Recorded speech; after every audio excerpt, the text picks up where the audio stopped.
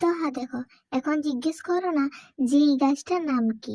তো যাই হোক, গাছটার নাম আমি বলতে পারছি না। তো তোমরা যদি কেউ এই গাছটার নাম জেনে থাকো অবশ্যই কমেন্টে জানিও। তো যাদের গ্রাম দিকে ঘর তারা অবশ্যই এই গাছটাকে লক্ষ্য করবে। তো এই রঙের ফুলটাকে আমি সচরাচর দেখতে পাই নাই, সেই জন্যেই আমি যখন দেখতে পেলাম তখন ভাবলাম যে নিয়ে চলেই আসি ঘরে। আর ঘরে নিয়ে এসেছি যখন লাগাবো না, এটা কখনো হয়? তাই জন্যে বলি লাগাই লুবো টবে। আর এটাকে আমার প্ল্যান আছে ওই বনসাইয়ের মতো করে ছোট করে করব। তো এখন আছে তো অনেক ভাবনা চিন্তা, কিন্তু যদি গাছটা লাগে তাহলেই সেটা ভালো, মানে হবে আর কি, আর না হলে তো আর হবে নাই বলো।